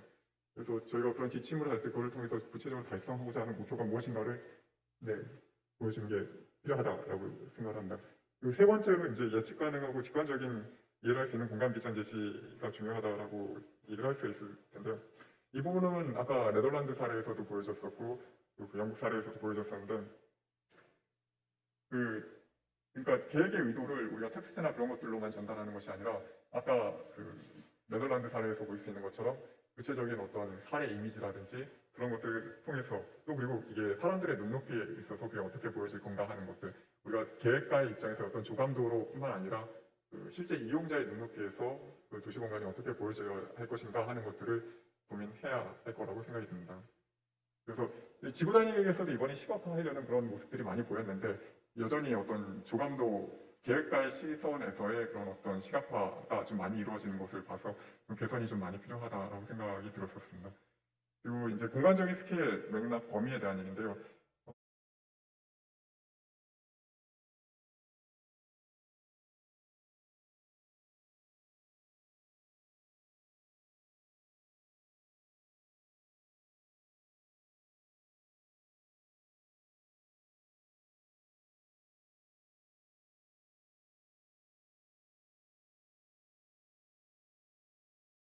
많이 포함되지 않았다라는 얘기를 하는데 여기서 이제 개발 건축들이 모여서 좋은 도시가 될 거냐 하는 질문에서부터 시작했다라는 점에서 좀 흥미롭게 봤었고요.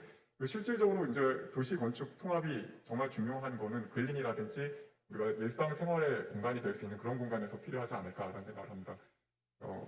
그리고 이런 건축과 또 도시와 건축 간의 그런 통합적 접근을 어떻게 할 것인가에서는 영국 사례에서 얘기를 했던 주민 주마우스 기법 같은 것들이 흥미로웠고요. 또 네덜란드에서도 비슷한 그런 SPV를 만들어가는 과정에서 비슷한 방식으로 접근하는 부분이 흥미로웠습니다. 그리고 마지막으로 이제 계획 기간이라는 문제가 있는데 영국 런던 사례 둘 다 아주 좋은 사례였는데 우리나라 같은 경우는 이만큼 충분한 그런 수기와 논의의 과정을 가지느냐라고 하면은 분명히 그렇지 못해서 그런 것들에 대해서 이제 전문가들이 많이 비판을 하는데 장기적으로는 물론 이제 그런 어떤 사회적 공감대 형성을 통해서 그런 기반을 확보하는 게 필요하지만 좀 요원한 것 같다라는 생각이 듭니다. 앞으로 지속적으로 노력을 해야 되지만 그렇다고 그러면 우리가 어떤 정치적인 아니면 정책적인 그런 상황 속에서 상대적으로 짧은 기간 안에 좋은 도시 공간을 만들어 가려고 하면 어떤 방식들이 가능할까라는 것들을 좀 고민할 필요가 있을 것 같습니다. 아까 획일적인 도시 공간에 대해서 문제 제기가 이제 처음 얘기가 됐었는데 저는 그러니까 모든 도시 공간이 다 달라야 되냐 하면 또 그건 아닐 거라고 생각합니다. 아까 사례에서도 보면은 그 SPV에서도 전체적인 어떤 같은 질서를 정해주고 그 안에서 아주 작은 휴먼 스케일에서의 어떤 창의성 같은 것들을 제안을 했었는데 그래서 뭐 어떤 건축이라든지 아니면 블록이라든지 그런 것들에 대해서 프로토타입들을 디벨롭하는 그런 패턴 조닝이라든지 그런 것들을 저희가 좀 참고할 수 있지 않을까라는 생각을 합니다. 네, 감사합니다. 제가 잠깐 공지사항 말씀드리면 지금 실시간 채팅창을 제가 보고 있습니다. 그래서 아마 전국에 많은 이제 공무원분들이 참여하고 계시는데 여기 질문을 남기시면 최대한 답변을 드리도록 하겠습니다. 또 궁금하신 내용을 직접 토론자나 발제자를 지정하시고 질문을 주셔도 좋고요. 아까 잘 듣고 있다, 유익하다, 자료는 올리나요? 이런 이제 질문도 하시는데 이따가 다 답변 드리도록 하겠습니다. 그럼 다음 손동훈 교수님께 마이크를 넘기도록 하겠습니다. 제가 별도로 요약은 하지 않겠습니다. 선생님들께서 충분히 말씀해 주시고 계시니까요. 네, 안녕하세요. 연세대학교 손동욱입니다. 오늘 네덜란드, 영국 두 개의 사례들을 저희 같이 봤습니다. 그래서 보면서 제 개인적으로도 굉장히 부럽고 우리는 언제쯤 이렇게 도시와 건축이라는 것이 하나로 어우러져서 잘 고리를 맺는 그런 공간들을 경험할 수 있을까 하는 부분을 좀 생각을 하면서 토론을 조금 해보도록 하겠습니다. 우리나라에서 아시다시피 도시와 건축을 같이 연계해서 계획을 한다는 부분이 잘 안 되기 때문에 이런 자리를 저희가 만들었죠. 근데 그러면 왜 안 될까라는 부분을 먼저 조금 짚고 넘어갈 필요가 있을 것 같습니다. 그래서 여러분들도 다 아시다시피 지금 오늘 우리가 사례를 본 영국이나 네덜란드 같은 유럽의 도시들은 여러분도 뭐 다 아시다시피 오랜 역사를 통해서 도시의 모습들이 계속해서 축적되어 오면서 나름대로 아주 강력한 도시의 컨텍스트라는 것들이 만들어졌죠.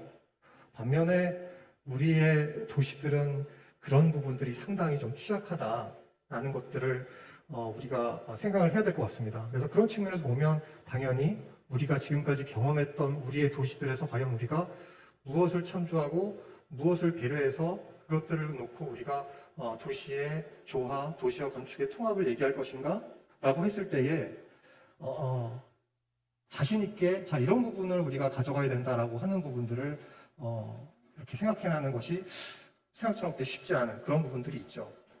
또 하나는 우리나라의 이제 건축이라는 것이 서구에서 이렇게 들어오면서 근대 이후에 그 건축사조들이 들어오면서 이제 그런 근대 이후의 건축사조들이 강조하는 부분 중에 하나가 건축의 어떤 형태적인 자율성 그런 것들인 것 같습니다. 그래서 자연스럽게 그런 부분을 우리가 도시계획이라는 것과 연계하면서 규제하거나 컨트롤한다는 것이 이 개개 건축의 디자인의 자율성, 유연성을 억제하는 게 아니야? 이걸 왜 그걸 우리가 컨트롤해야 되지? 라는 부분에 대한 반감이 있는 것도 사실인 것 같습니다. 근데 이제 이런 부분들을 우리가 그럼 왜 컨트롤해야 되느냐라고 했을 때 사람이라는 것은 공간을 2차원적으로 경험하는 게 아니라 3차원적으로 느낀다는 거죠. 그렇기 때문에 하나의 건축에서 일관성과 조화가 중요하듯이 도시라고 하는 큰 공간도 하나의 어떤 그런 건축의 일부라고 봤을 때에 그런 3차원적인 부분을 뭔가 질서와 일관성을 주도록 가져가는 것이 그렇지 않은 경우보다 훨씬 더 질적으로 좋을 것이다라는 부분을 이제 공감을 해야지만 우리가 이후에 논의를 이어갈 수 있을 것 같습니다. 그래서 사실은 우리나라에도 제도적으로는 이렇게 도시와 건축을 통합하기 위한 툴은 이미 만들어져 있습니다. 지구 단위 계획이라고 하죠. 그래서 이미 이 법 제도적으로 지구 단위 계획을 통해서 상당히 많은 건축의 형태나 색채 등등 여러 가지 것들을 통제를 할 수 있습니다. 근데 왜 이게 있음에도 불구하고 잘 안 되느냐라고 보면 문제 중에 하나는 사실은 이 지구 단위 계획에 의해서 계획을 짤 때 이제 참고하게 되는 국토부도 좀 반성을 좀 하셔야 될 것 같습니다. 이 지구 단위 계획 수립 지침이라는 게 있습니다. 이게 사실은 우리나라의 뭐 일부 지자체들은 이거보다 더 촘촘하게 정교하게 나름대로의 가이드라인을 갖고 있긴 합니다만 대부분의 우리나라의 지자체들이 참조하게 되는 이 수립 지침에는요 3차원 계획에 대한 어떤 가이드라인 것들은 거의 전무하다고 보시면 됩니다. 지금 보시는 것처럼 면적을 어떻게 구분하고 거기에 선을 어떻게 쪼개서 건축선을 어떻게 잡고 하는 정도의 수준 이런 정도 툴밖에 지금 없다라는 거죠. 왜 안 넘어가는데요? 아이고 죄송합니다. 그다음 이제 또 하나는 사례를 보여드리는 겁니다. 그래서 보시는 것처럼 그 외에도 이제 뭐 여러 가지 형태나 색채, 재료 같은 것들에 대해서 사실은 규제를 할 수가 있거든요. 하면 됩니다. 근데 안 하는 거죠. 그래서 현재 대부분의 지구 단위 계획을 보게 되면 권장사항 내지는 굉장히 아주 애매모호하고 추상적인 글로 표현되는 형식의 그런 가이드라인을 제시를 합니다. 그래서 이걸 봤을 때 과연 내가 뭘 어떻게 따라야 되지에 대한 감을 가질 수가 없는 거죠. 그래서 이런 부분도 우리가 오늘 봤던 유럽의 사례처럼 명확하게 이미지를 준다든지 3차원의 도면 형태로 표현하는 방식으로 좀 더 정교하게 바꿔나갈 필요가 있겠다라는 생각을 합니다. 또 하나의 사례죠. 이런 식으로 면적으로 단순히 건축성 긋고 공개공제 어디다 만들고 이런 2차원적인 수준에서 머물고 있다는 거죠. 그래서 실무적으로 이런 지구 단위 계획을 하는 분들이 사실은 3차원적으로 뭔가를 컨트롤하는 거에 대해서 굉장히 뭐랄까요 어떤 사유재산에 대한 과도한 침해가 아닐까 혹은 이런 부분까지 내가 과연 이렇게 규제를 해야 되는 것이 옳은가에 대해서 다들 두려워하거나 혹은 뭔가 그것이 옳은 방향이 아닌 것 같다라는 그런 어떤 그 오랜 경험을 통해서 그런 체득한 그런 느낌 이런 것들을 가지고 있는 게 아닐까 이제 그런 생각을 좀 해봤습니다. 자, 그래서 이 도시건축 통합계획을 정말 우리나라에서 제대로 작동하게 하기 위해서 무엇이 필요한가 했을 때 한 4가지 정도를 생각해 봤습니다. 첫 번째는 이 지구 단위 계획이라는 과정을 통해서 도시와 건축을 통합하는 데에 업무를 담당하는 공공부문, 민간부문의 전문가들이 지금 우리가 얘기하고 있는 이런 부분에 대한 공감대를 다 가지고 그 부분에 대한 가치관을 공유하고 있어야 된다는 거죠. 근데 이제 그런 부분들은 교육이나 여러 전문가들을 적재적소에 배치하는 부분들, 오늘 우리 사례에서 봤던 심의위원회에 어떤 사람들을 앉히느냐 이런 부분들까지도 총망라해서 우리가 좀 개선해야 될 필요가 있겠다라는 부분입니다. 두 번째로는 지구 단위 계획이라고 하는 이 수단을 잘 활용을 하면 되거든요. 그러기 위해선 우리가 오늘 봤던 어떻게 가이드라인을 줄 것인가에 대한 고민들, 좀 더 정교하고 촘촘한 지침들 이런 것들을 어떻게 만들 것인가 하는 부분을 좀 고민할 필요가 있겠다는 겁니다. 세 번째는 공공부문이 또 하나 이제 문제가 저희가 지구 단위 계획 같은 거 하면 대부분을 민간에 떠넘깁니다. 공공에서 마땅히 해야 될 부분들에 대해서 재원이 부족하다는 이유로 아예 그런 부분을 수립할 때 내용을 넣지 않거나 혹은 민간에다가 떠넘기거나. 그래서 이것도 우리가 운영에 있어서 그런 재원을 충분히 확보하는 방식으로 좀 갈 수 있도록 좀 바꿔야 되겠다. 그리고 마지막으로 특히나 신도시나 뭐 특별계획구역처럼 정말 그냥 아무것도 없는 맨 땅에서 뭔가 새롭게 만들 때에 정말 우리가 해볼 수 있는 모든 것을 시도해 볼 수가 있죠. 그래서 특히나 그런 뭔가 새롭게 만드는 계획에서는 기존의 도시 지역에 대한 지구 단위보다 조금 더 우리가 적극적으로 정말 마스터 플랜을 짜고 그 마스터 플랜의 전체적인 취지가 잘 담길 수 있도록 지구 단위를 정교하게 만들어가는 그런 부분이 제도화될 수 있도록 하는 그런 노력이 필요하지 않겠나라는 생각을 해봤습니다. 네, 송 교수님 감사합니다. 사실 이 토론회를 시청하시는 분들, 또 이 자리에 와 계신 분들의 재미를 위해서는 정난하게 말씀을 해주셔야 되는데 오늘 말씀을 굉장히 아끼시는 것 같아요.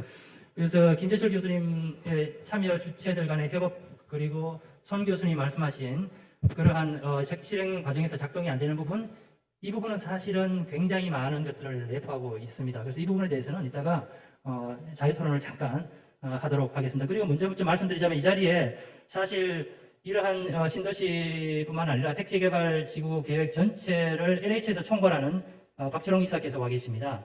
오늘 토론회 그 발제 내용을 보시고 제가 마이크를 좀 넘겨드릴 테니까 미리 준비하셨다가 이따가 한 말씀 부탁드리도록 하겠습니다. 자, 그럼 다음은 LH의 백혜성 박사님께 마이크를 넘기도록 하겠습니다.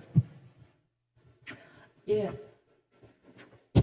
안녕하세요. 저기 소개받은 LH 토지주택연구원의 백혜성입니다. 일단 그 네덜란드하고 런던 사례 중심으로 해서 두 분 발표하신 거 말씀 잘 들었고요. 구체적인 사례를 중심으로 해서 어떤 식으로 운영되는지 구체적인 문제점이라든지 프로세스 그런 것들을 얘기를 해주시니까 우리나라 상황하고 비교가 되면서 어떤 것들이 저희가 좀 도입이 되었으면 좋겠는지 그런 생각도 들고 여러 가지 생각이 들었습니다. 그래서 오늘 저는 토론 인재를 맡으면서 어떤 식으로 어떤 주제로 말씀을 드릴까 고민을 했는데 사실 이 오늘 토론의 주제가 도시를 누가 어떻게 만드나가 주제라고 하시더라고요. 그래서 처음에 이제 김영욱 교수님께서 말씀을 하셨을 때 아직 구체적인 제목은 안 정해졌는데 도시를 누가 어떻게 만드나라는 식으로 얘기를 할 거예요. 그러셨는데 나중에 받아보니까 제목이 그대로 도시를 누가 어떻게 만드나더라고요. 그래서 더 좋은 제목이 없을까라고 생각을 했는데 생각을 해보니까 이것만큼 심플하면서도 이 토론의 목적이나 주제를 정확하게 말씀 전달하는 제목이 딱히 저도 떠오르지가 않더라고요. 그래서 저도 이제 토론을 어떻게 말씀을 드릴까 하다가 누가 어떻게 하는 거가 좋은지의 두 가지의 관점에 대해서 말씀을 드리면 좋겠다 생각을 했습니다. 결국은 지금 그 네덜란드 사례나 런던 사례나 여러 가지 제가 프라베룸, 그 다음에 SPVE, 런던의 플래닝 퍼미션이라든지 여러 가지 제도들을 가지고 구체적으로 설명을 해주셨지만 결국은 제일 중요한 거는 국가나 정부, 지자체가 갖고 있는 디자인 철학을 누가 세우고 그리고 그거를 얼마나 일관성 있게 지속적으로 유지할 수 있는 제도가 시스템적으로나 조직적으로 뒷받침이 되느냐가 가장 중요한 해결의 문제인 것 같아요. 근데 이제 뭐 좀 이따 또 다시 상황 말씀해 주시겠지만 아까 김영욱 교수님께서 우리나라 그 도시건축 통합계획 관련해서 진행 현황 말씀해 주신 것처럼 지금 이제 공공주택 업무 처리 지침에서 도시건축 통합계획 관련된 것들을 반영을 해서 새로 개정을 하려고 하고 있습니다.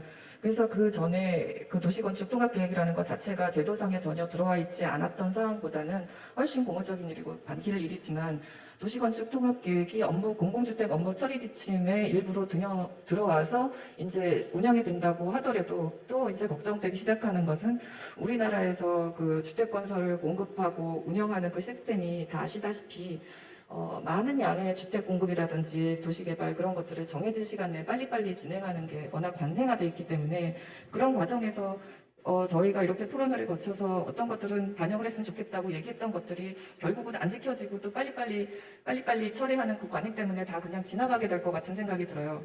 그리고 네덜란드나 런던에서 했던 여러 가지 그 보여주셨던 사례나 제도들이 저희가 사실 비슷한 제도들이 다 있고 아예 없는 것도 아니죠. 근데 결국은 저희가 이렇게 그 도시건축 통합계획이라는 이름으로 해서 이거를 입체적인 도시공간 계획을 어떻게 할 것인가 하는 게 왜 필요한가에 대해서 하기 위해서는 결국은 그 저희가 여태까지 우리나라의 도시나 주거나 그런 것들을 공급하기 위해서 쭉 일관되었던 그 속도의 문제나 물량의 문제나 그런 것들에 대해서 이제는 속도를 늦추고 조금 질을 높이기 위해서 그리고 공공이 좀 더 주도적으로 근데 공공이 주도적이라는 게 제가 드리고 싶은 말씀은 전문성이 있는 전문 인력이 공공조직에서 많은 역할을 하는 구도로 가야지 지금 말씀하신 여러 것들이 가능하지 않은가.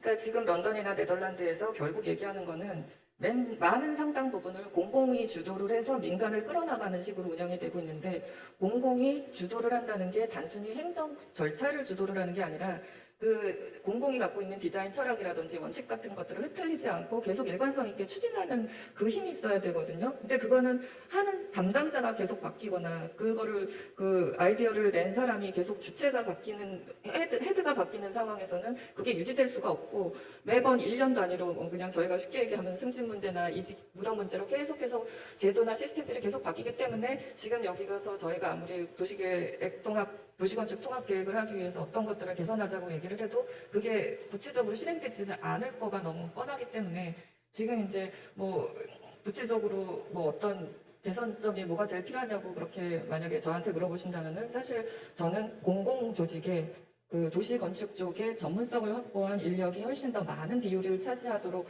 제도적으로 세팅이 됐으면 좋겠다. 아까 네덜란드나 영국 같은 데서 보면은 상당의 심의의 상당 부분을 담당 공무원이 90몇%를 걸러준다고 했거든요. 근데 저희는 그게 아니라 담당 공무원분들이 물론 고생을 하시는데 그 일의 역할은 회의 자료 정리해 주시고 전달해 주는 그런 역할인 거지 그거 자체를 본인이 판단을 해서 정리를 해 주시지는 못하는 상황이에요. 저희의 시스템은. 근데 그게 물론 우리나라 같은 경우에는 무슨 그 투명성이라든지 비리 문제나 뭐 그런 것 때문에 자유롭지 않은 것도 있지만 사회 전반적으로 그런 게 개선이 돼야 되는 거는 병행해서 당연히 돼야 되는 거고 그런 것들을 해결하기 위해서는 공공조직에서의 그 지자체 정부라든지 국가에서의 한번 제시한 비전이라든지 디자인 철학 같은 것들을 대원칙을 그대로 유지를 하면서 그 다음에는 민간이나 뭐 그런 데서 제시하는 그 창의적인 아이디어나 그런 것들을 계속해서 받아들여서 가는 시스템으로 그러니까 그 네덜란드에서 계속 얘기하실 때 발표에서 했던 일관성과 다양성을 어떻게 계속 유지하냐의 문제인데 그거를 하려면은 우리나라 시스템 같은 경우에서는 공공조직에서 그 도시나 건축 쪽에 전문적인 지식을 가진 전문 인력이 더 많이 담당을 하는 구조로 갔으면 좋겠다. 그게 현실적으로 많이 필요한 것 같고요. 그 다음에 또 하나 제가 말씀드리고 싶은 거는 제도의 유연성 문제인데 우리나라에서는 단계별로 도시 건축의 피드백이라는 거가 사실 거의 불가능한 상황인 것 같고 위에서 한번 결정된 거는 밑에서는 그거 따라서 수정을 해야 되는 거지 그 위에서 아까 어디지? 네덜란드인가 어디에서 영국에서 그 에일즈베리 상황에서 그 지구 단위 계획을 밑에 건축 사무소에서 한 계획을 반영해서 다시 수정하는 경우는 거의 없잖아요. 그거는. 근데 지금 양쪽 다 사회 그 보면은 그러니까 SPV라는 것도 결국은 그 스케일에서는 아까 어느 정도 중간 스케일의 프로젝트였었지만 그 공간 규모를 다루는 거였지만 필요에 따라서 그 스몰 스타디 같은 거를 단계별로 여러 개를 해서 그걸 결국은 유연성 있게 받아들이는 제도가 마련되어 있는 거. 그게 제일 필요한 건데 저희 같은 경우에는 그게 아직 안 돼 있기 때문에 이번에 업무 처리 지침에서 그런 거를 만드실 적에 정책에 그런 것들이 구체적으로 좀 반영이 가능하도록 되었으면 좋겠다는 생각이 듭니다.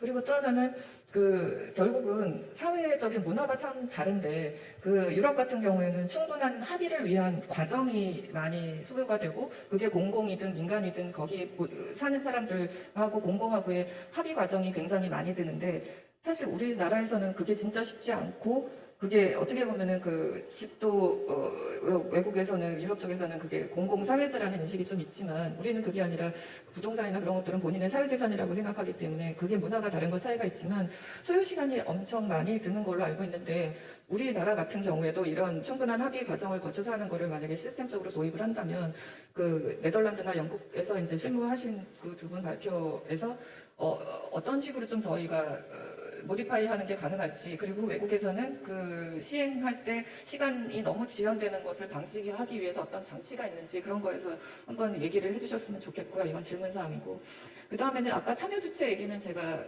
통합적 도시공간을 위한 참여 주체가 이제 또 하나 제일 중요한데 그거는 첫 번에 이제 거의 좀 말씀을 드린 것 같아요. 그래서 공공의 역할이 아주 중요하고 거기에 공공의 리드로 민간이 같이 참여할 수 있고 민간의 아이디어를 얼마든지 받아들여서 탄력적으로 유연성 있게 대응할 수 있는 그런 식이 됐으면 좋겠고요. 거기에는 물론 의사결정이나 그런 것들이 투명하고 객관성이 있다. 그런 것과 당연히 전제에 깔려 있고 그런 시스템들을 아까 네덜란드에서는 통합심의 결과를 계속 매년 오픈해서 왜 이게 통합해서 심의해서 통과가 됐는지 안 됐는지 뭐 그런 것들을 오픈한다고 하는데 저희도 하기는 하죠. 근데 이제 그런 것들을 좀 거의 견고하게 시스템 구축을 했으면 좋겠고 또 하나는 네덜란드나 런던이나 상황이 다를 텐데 저희 같은 경우에는 사실 LH가 전국 단위의 이런 사업 같은 것들을 정부 정책을 대신 수행해주는 기관 역할을 하고 있어서 지금 과천지구라든지 수원당수라든지 제3기 신도시에서 하는 그런 프로젝트들 같은 경우에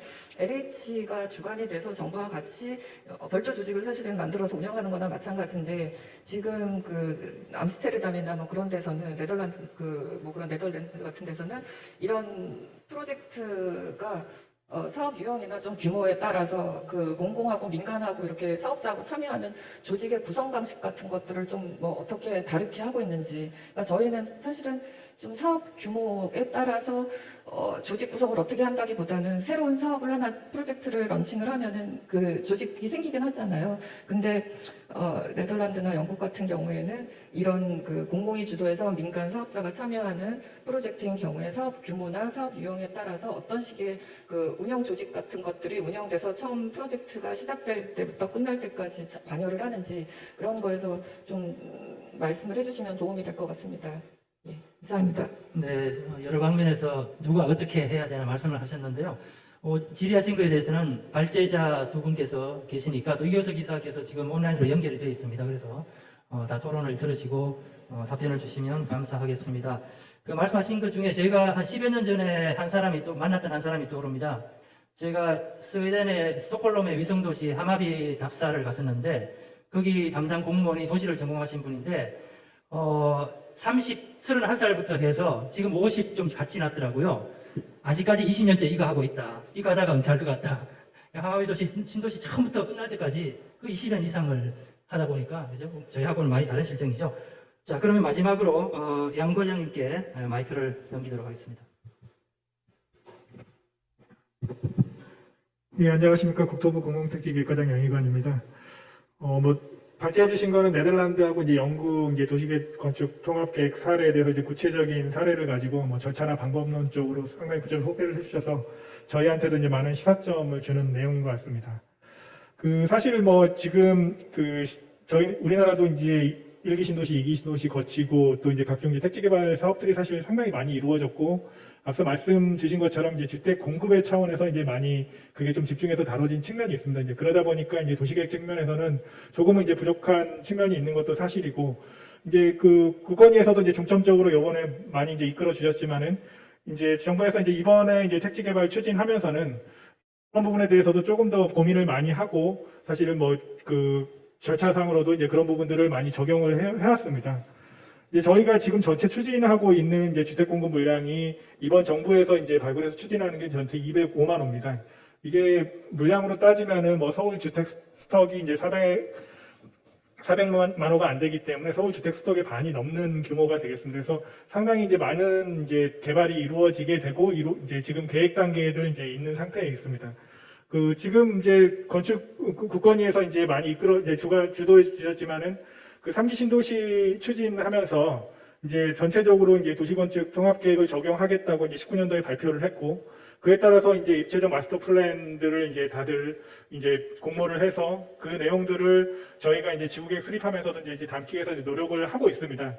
이제 뭐 그 세 개 지구, 이제 과천지구는 안산, 신길 2지구, 이제 수원 당수 2지구는 시범 사업으로 해서 이제 아주 세세적으로 이제 국가건축위원회에서도 이제 같이 참여하셔서 이제 논의를 하고 계시고, 이제 그런 것들이 사실은 기존보다는 조금 더 이제 나은 도시계획으로 이제 발전하는 하나의 이제 그 업그레이드 될 수 있는 그런 과정들이 될 수 있을 것 같습니다. 이제 뭐 저희도 사실은 이제 LH에서 이제 주로 이제 세부적인 계획들을 많이 이제 하고 있지만은 실제 이제 MPMA라든지 이런 전문가들, 이제 도시건축 전문가들이 참여를 하고, 지자체도 이제 실무 담당자들을 이제 참여를 하고, 또 이제 어떤 경우에는 이제 토지주까지도 참여를 해서 이제 계획들을 논의를 하고 있습니다. 이제 물론 사실은 저희가 이제 제약사항들이 실제 신속한 주택 공급이라든지 이제 또 각 개별 지구마다 이제 각종 이제 민원들, 또 그 각종 이제 영향평가들, 이제 또 다른 시각에서 보는 시각들이 있기 때문에 그런 부분들이 이제 다 이제 사실 당초 이제 마스터 플랜에서 이제 계획한 부분이라든지 이제 전문가들이 논의한 부분들이 이제 다 담기기는 좀 어려운 측면도 있습니다. 이제 한계들을 가지고 있지만은 나름대로는 사실 이제 노력을 이제 하고 있다는 말씀을 드리고요. 이제 사실은 이제 지금 대부분의 이제 그 초기에 이제 발표했던 이제 2018년도, 이제 19년도 이제 대부분 3기 신도시하고 이제 주요 택지들이 발표가 됐는데, 이제 지구 계획이 지금 올해 지금 대부분들 이제 승인들이 되고 있습니다. 이제 더 중요한 거는 이 승인된 지구 계획들이 어떻게 이제 도시로 이제 실현되느냐의 부분일 것 같습니다. 사실 뭐 이따 이제 구체적으로 또 논의 토의를 하시겠지만은, 실제적으로 이제 저도 기존에 이제 이신도시 탈망하고 택지발에 참여를 했지만은 그 당시에도 나름대로의 이제 이런 도시건축 통합이라든지 아니면 이제 새로운 컨셉의 이제 도시에 대한 논의들은 있어 왔고, 일부 이제 시범 지구라든지 아니면 컨셉은 많이 이제 적용을 했는데, 실제 이제 나중에 이제 실현 단계에 가면은 그런 것들이 많이 이제 퇴색되는 부분들이 이제 사실입니다. 이제 실제 인허가 전문가들이 참여해서 이제 지구계획까지 이제 작업이 되지만은 실제 이제 개별 블록별로 지자체에서 인허가가 되고, 개별 사업자들이 또 그 단지별로 설계를 하고, 개별 건축물들이 또 인허가를 받아서 설계되는 과정에서 이제 그런 컨셉들이 이제 많이 퇴색화되면서 이제 획일적인 모습들로 이제 바뀌어가는 게 이제 사실이고, 그동안 이제 좀 그렇게 이루어졌던 게 이제 현실이기는 합니다. 그래서 앞으로는 이제 뭐 중요한 과제가 이제 지금 국가건축위원회에서 이제 상당히 이제 노력을 기울여서 이제 그 지금 택지들의 이제 계획들을 반영을 하고 있는데, 이런 부분을 어떻게 실현해 나갈 것인지, 그런 부분이 이제 상당히 이제 중요할 것 같고, 저희 이제 국토부에서도 이제 그리고 NH에서 그리고 이제 뭐 지자체들까지도 또 참여해서 노력이 필요한 부분일 것 같습니다. 예, 양 과장님은 본인이 직접 또 이기 신도시도 참여하시고 하셔서 굉장히 이해가 깊으시고 솔직하게 말씀을 해주신 것 같아요. 실현이 잘 안 됐다 그러셨는데, 그래서 저희들이 이제 3기 신도시 하면서 도시건축 통합계획을 통해서 마스터 플랜 공모를 하고, 아까 말씀드린 이제 입체적인 계획을 수립할 수 있는 지침을 만들고 있습니다. 그래서 사실은 저희 국권에서 직접 챙기고 있는 시범도시 사업, 과천, 안산, 수원 이 세 개에 대해서는 입체적으로 지금 지침을 만들고 있습니다. 지구 단위 계획을. 그런데 솔직히 말씀드리면 이제 신도시급에서는 사실은 마스터 플랜 공모를 했지만 그 당선안을 입체적으로 구현할 수 있는 지구계획 수립이 사실은 좀 미흡한 게 사실입니다. 지구에 따라 조금 정도의 차이는 있지만, 이러한 것들이 아까 백혜선 박사께서 말씀하신 전문성의 문제, 또 어떤 전문성을 가진 사람이 하느냐의 문제, 뭐 이런 것들이 복합적으로, 비용과 함께 복합적으로 있는 게 사실입니다. 자, 그러면 질의하신 거에 대해서 두 분 발제자께서 먼저 답변을 짧게 주시고요. 그 다음에 한 두 가지 정도에 대해서 저희들이 토론을 조금 더 심층적으로 해보려 합니다. 하나는 참여 주체, 역할, 전문성, 뭐 그런 부분이고요.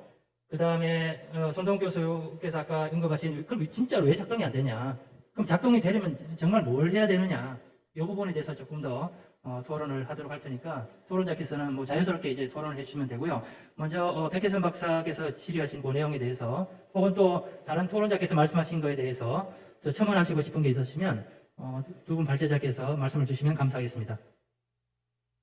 이교석 이사님 연결되어 있으시죠? 예, 들리시나요? 예. 듣고 지금 네덜란드 세력일 텐데 듣고 어떻게 생각하시는지 또 질의에 대한 답변을 간략하게 해주시죠. 예, 우선은 그 네 분 토론자께서 너무 핵심적인 내용을 명확하게 이해하고 계시다는 인상을 받았고요. 몇 가지 좀 김재철 교수님께서 언급하신 수단보다는 목표가 중요하다는 말씀에 대해 10분 동의를 하고요. 사실 우리가 지금 지구단위 계획에서 쓰는 언어들이 사실 굉장히 수단적인 언어들입니다. 용적률과 건폐율이 이제 도시를 만드는 목표는 아닌데 이런 것들이 명시적으로 규정되면서 그 설계 과정에서 목표 그 자체가 되고 있지 않나라는 좀 걱정이 들고요. 지금 지구단위 계획 관련해서 사실 네덜란드에서도 이런 비슷한 논의가 사실 진행됐었습니다. 네덜란드에서는 이제 그 베스테밍스 플랜이라고 해서 사용을 하고 있는데요. 이 문서 자체가 지구단위 계획하고 굉장히 유사합니다. 하지만 이 성격 자체가 거의 법적인 위치를 가지고 있기 때문에 그 문서 자체가 근본적으로 가지는 어떤 성격이 굉장히 행정적이고 뷰로크라틱할 수밖에 없는 위험성을 가지고 있어요. 그래서 네덜란드에서는 사실 제가 지금 한국하고 비교해 보자면 이원적인 방법으로 진행하고 있다고 생각이 듭니다. 첫 번째는 베스트밍스 플랜이라는 지구단위 계획처럼 명시적으로 규정해야 되는 것은 문서상에 간략하게 표현이 됐고 지금 제가 아까 말씀드렸던 SPV나 그 디자인 가이드라인으로 그 지침적으로 유도할 수 있는 것은 별도의 체력을 가지고 진행이 돼서 별도의 체력에서 당연히 이제 지구단위 계획으로 피드백을 할 수 있지만 이 지금 지침상에 만들어진 거는 인허가 단계에서 확실하게 이렇게 될 수 있는지 안 될 수 있는지를 명확하게 따져주는 걸로 해서 이원화시키고 있다는 말씀을 드리겠고요. 그렇게 함으로 인해서 지침은 좀 더 유연하게 또 시각적으로 만들 수가 있는 상황이 된 거라고 판단이 되고 있습니다.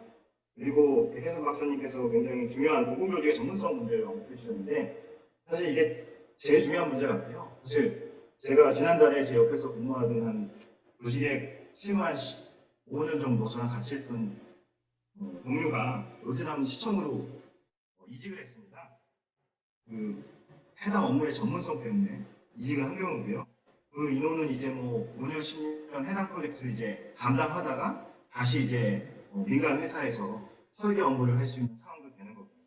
그런 인력들이 아까 뭐 런던 사례에서 얘기했지만 로테담 시청에도 인구 60만 되는 도시인데 거의 뭐 100여 명에 가까운 실무를 10년, 15년 외부 민간 회사에서 했던 직원들이 앉아서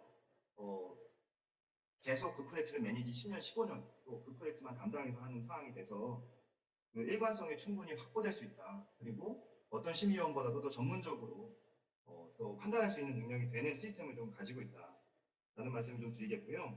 특히 그 어떻게 조직이 구성되는지에 대해서 구체적으로 좀 박사님이 여쭤보셨는데 프로젝트 매니지먼트를 하는 이제 그 담당 부서가 구성이 되고요. 이 전문적인 경험을 가진 민간에서 전문적인 지식을 배운 이제 공무원분이 이제 그 프로젝트를 이제 모더레이트하는 형식으로 진행이 되게 되고요. 그리고 민간에서 뭐 자문위원들이나 실제 뭐 공모 당선자들이 함께해서 운영해 나가는 형식이 되고 지금 여기서 가장 중요한 거는 결국에는 이 운영위원회가 이 지침만을 만드는 게 아니라 지침을 따라서 이 각자 각 필지의 설계안들이 제대로 구성되고 있느냐 혹은 이 각 필지에서 피드백을 줬을 때 그 피드백에 맞춰서 우리 지침을 어떻게 바꿀 것이냐 어떻게 융통성 있게 가져갈 것인가를 계속 일관성을 가지고 진행하는 게 굉장히 좀 중요하다는 생각이 듭니다. 그리고 아까 시간에 대한 문제가 언급을 하셨는데요. 당연히 한국적인 이제 스피드에 대한 어떤 국민들이 있으실 텐데 네덜란드도 천천히 돌아가는 건 사실입니다. 하지만 아까 제가 사례에서 보여드렸던 것처럼 이 위원회에서 해결할 수 없는 경우에는 선출직 공무원이요.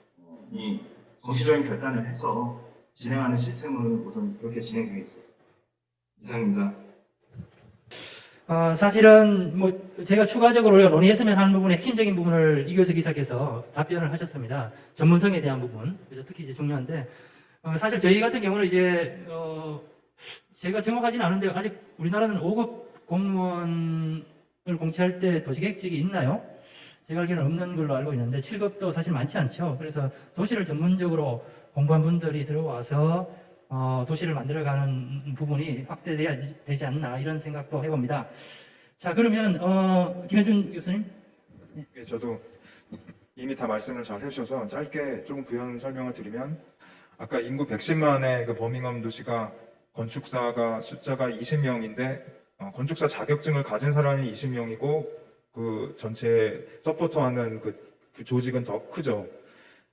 그래서 그 분들이 풀타임으로 그 도시 전체의 비전을 만들어가고 있는데요. 물론 총괄계획과도 있고 또 공공건축과도 있고 그렇게 자문 조직과 같이 협업해서 하는데 아까 그 조직이 계속 유지하려면 2년 안에 또 로테이션 되고 이런 문제점들이 있었는데 누군가는 그 도시를 책임질 그 전문가가 풀타임으로 있어야지 이것이 비전이 되고 그것이 또 지속 가능성으로 가지고 가야지 이것이 제도가 잘 운영이 될 것 같아요. 그리고 또 시간에 대해서도 말씀을 잠깐 부연드리면 영국은 아마 가장 안 좋은 사례가 될 것 같아요. 제가 관심이 있었던 다른 스피타필드 마켓 프로젝트 같은 경우에도 20년이 걸렸고요. 그 시간 동안에 그러면은 빨리 할 수 있는 방법도 있는데 여러 가지 이렇게 하면 빠릅니다. 프리 어플리케이션을 하고 뭐 이런 것도 있는데 사실 다 소용이 없고요. 사회적으로 합의가 안 되면 진행이 안 되게 되어 있습니다. 그래서 그거는 필연적으로 가는 거고 왜냐하면 잘못 지어지면 도시는 건축보다 훨씬 더 안 좋게 되는 경향이 있고요. 지어지면 고칠 수 없기 때문에 그것에 대해서 이제 시간을 조금 안 좋은 사례긴 하지만 그 정도 시간이 왜 걸렸는지를 생각해 보면은 그 위험이 충분히 분배되고 사회적 합의를 얻으면서 가는 것이다 이렇게 생각을 하고 있고요. 마지막으로 한 가지만 부연하면 그 지구 단위 계획 마스터 플랜이 제가 느끼기에는 어떤 법이나 규제나 그 네거티브적인 규제가 아니라 그 설계안이나 공모전을 잘 유발할 수 있는 가이드라인 혹은 기획의 단계 어떻게 하면 잘 만들어질 수 있는 것인가의 프리스타디 이걸로 작동을 하고 있습니다. 그 규제가 아니라 그렇게 됐기 때문에 영국의 같은 경우에는 사회적 합의를 통해 그것이 변경이 될 수 있고 그런 식으로 만약에 인식을 바꾼다면 조금 더 아까 말씀하셨던 융통성이라든가 이런 것들이 더 충분히 수용될 수 있는 그런 여지가 있을 것 같습니다. 이상입니다.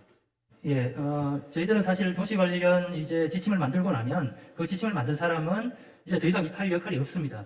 그렇기 때문에 일관성을 유지하려고 해도 그걸 해석하는 담당 공무원 혹은 그 참여자에 따라서 굉장히 다른 해석을 하게 되고 엉뚱한 결과를 낳기도 하는데 이런 부분에 대해서 아마 연구를 하신 분이 있는 걸로 아는데 김재철 교수님이 아마 답변을 하실 수 있지 않을까요?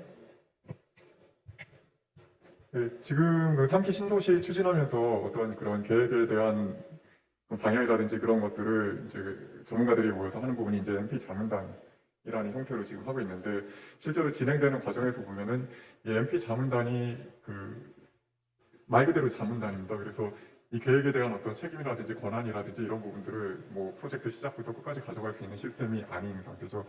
그래서 뭐 지금 네덜란드 사례라든지 영국 사례들 같은 경우는 어떻게 보면 공무원이 이제 그런 일관성을 끌고 간다고 하면은 우리는 지금 이 MP 자문단이라고 하는 것에 좀 더 사업 처음부터 끝까지 어떤 책임을 가질 수 있는 그런 형태로 갈 수 있지 않을까라고 생각합니다. 그리고 그 형태가 이제 처음에 저희가 만들어졌던 MP 자문단 아니면 MP 구성원이 그대로 가지 않는다고 하더라도 가지 않는 게 더 바람직할 수도 있죠. 이제 저희가 맨 처음에 큰 기본 계획을 만들 때의 구성과 그 개별 블록에 대한 기본 계획의 어떤 그런 취지를 반영한 그런 계획들이 실행될 때의 전문가 구성들 같은 것들을 그 각 단계에 맞게 이제 조직하는 것들을 좀 체계화할 필요가 있다라고 생각이 듭니다. 네, 어쨌든 현실적으로 우리가 전문직 공무원을 통해서 뭐 10여 년 이상 그 도시를 기획부터 챙기는 게 쉽지 않은 상황이기 때문에 전문가 혹은 뭐 설계를 직접 한 사람 이런 사람들을 잘 활용을 해서 하자는 그런 취지의 말씀이시고요. 송 교수님께 조금 더 여쭤보고 싶습니다. 아까 말씀을 제가 느끼기에는 좀 덜 하신 부분이 있는데 뭐 구체적으로 제가 질문을 드리면 아까 제가 말씀드린 것처럼 3기 신도시 같은 경우는 당선안을 뽑아놓고 결국은 그 당선자가 역할을 못하는 그런 상황이 발생하기도 했고 또 건축을 하는 분 안에서도 이걸 작품을 보고 설계를 하는 분이 있기도 하고 혹은 이 도시에 대해서 지구 단위 계획이라는 부분이 건축의 영역인가라고 또 그렇게 해석하시는 부분이 있는데, 어쨌든 이러한 전문성과 역할에 대해서 지금 현재 문제점을 어떻게 하면 조금 더 슬기롭게 우리가 헤쳐나갈 수 있을지, 그런 부분에 대해서 좀 말씀 주시면 고맙겠습니다. 네, 이게 굉장히 좀 민감한 부분을 말씀을 하신 것 같은데요. 뭐 여러분들도 다 아시다시피 우리가 전통적으로 이 도시라는 것을 그동안은 뭐 예전에 이제 토지공사, 주택공사 때부터 거슬러 올라가서 이렇게 지금까지 이제 굴러온 모양새를 보면 대부분 이제 토목이나 도시계획 쪽에 이제 전문 인력들을 중심으로 해서 우리가 신도시를 만들어 왔죠. 그리고 이제 그런 측면에서 보면 앞서 뭐 여러 가지 이유가 있습니다. 뭐 아시다시피 빠른 시일 안에 우리가 주택을 많이 공급을 해야 됐고, 그러다 보니 그런 그 디테일한 부분까지 우리가 담아서 신도시를 만드는 데는 여러 가지 현실적인 문제들이 있었죠. 어쨌거나 그런 와중에 우리가 이런 방식으로 운영을 하면서 어떻게 보면 2차원적으로만 신도시를 만드는 것 자체에 이미 많은 소위 말하는 도시 쪽에서 이제 실무를 담당하시는 분들이 내성화되어 있는 게 아닌가? 그리고 기존에 그렇게 굴러왔듯이 그냥 앞으로 그렇게 가면 되지. 우리가 왜 여기서 과연 이걸 다시 건축의 영역까지 넘어서서 이걸 3차원적으로 계획을 하고 그것들을 복잡하게 더 이렇게 해줘야 되지? 라는 부분에 대한 분명히 반감도 일부에선 있는 게 아닌가. 그리고 그런 저항 때문에 아마 이번에 우리가 3기 신도시에서 새롭게 마스터 플랜 만들고 그것들이 지구 단위 계획으로 넘어가는 와중에 희석되어 있는 상당 부분들이 그런 부분에 영향을 받지는 않았나? 라는 부분도 저는 조금 우리가 문제의식을 가져야 되지 않나 라는 생각을 합니다. 그리고 또 하나는 앞서 우리 김재철 교수님께서도 지적하셨다시피 마스터 플랜을 열심히 우리가 공모를 해서 만들어 놨는데 그것이 그 다음 단계로 넘어가면서 가이드라인 단계에서 굉장히 많이 흐트러져 버렸죠. 그것을 그렇게 되지 않도록 하기 위해선 공모된 마스터 플랜 안을 책임졌던 사람들한테 그만큼의 권한을 주고 그것이 밑에 사위에서 지구 계획으로 떨어졌을 때에 과연 이렇게 가는 것이 맞느냐 안 맞느냐에 대한 어떤 허가권 같은 것도 좀 부여하는 것이 좋지 않나. 그래야지만 계획의 일관성이 계속해서 유지될 수 있지 않는가. 이제 그런 생각도 좀 들어봤습니다. 어쨌든 오늘 발제자 두 분 그리고 토론자 네 분 선생님께 정말 감사를 드립니다. 그리고 플로에 사실은 여러분이 와 계시는데요. 오늘 사회를 보시는 윤하경 위원님도 그렇고 또 저기 계시는 이광환 위원님도 그렇고 사실은 도시건축에 대해서 굉장히 많은 참여를 하고 계시는데 어쨌든 이 도시건축 통합계획이 새로이 이제 시작을 하고 있기 때문에 아직까지 전문가들 사이에서 그리고 담당 공무원들 사이에서도 정확한 그러한 인식을 하지 못하고 있는 것은 사실입니다. 그렇지만 굉장히 지난한 과정을 거쳐서 저희들이 시범사업까지 하고 있고 아마 이러한 시범사업이 확산되면 더욱더 더 좋은 도시가 만들어지리라고 확신을 합니다. 그리고 저도 오늘 토론을 보고 느낀 점이 어쨌든 오늘 지금 현재까지도 채팅창에 계시는 분들이 굉장히 많은데 전국에서 이런 분들을 위해서 저희들이 도시건축 통합계획에 대해서 정말 실무적인 지침서 굉장히 간략하면서도 누구나 쉽게 이해할 수 있는 그러한 지침서가 반드시 필요하지 않나. 그리고 오늘 말씀하신 여러 사항들을 담아서 그런 것들을 책자화해서 배포하고 알리는 것도 중요한 일이라 생각합니다. 그러면 오늘 토론회를 이것으로 마치도록 하겠습니다. 감사합니다. 네, 감사합니다. 이렇게 발제해 주시고 토론 진행해 주신 여러분들께 감사드리고요. 시간이 좀 많이 지체가 됐습니다. 저희 10분 동안 영상 준비된 거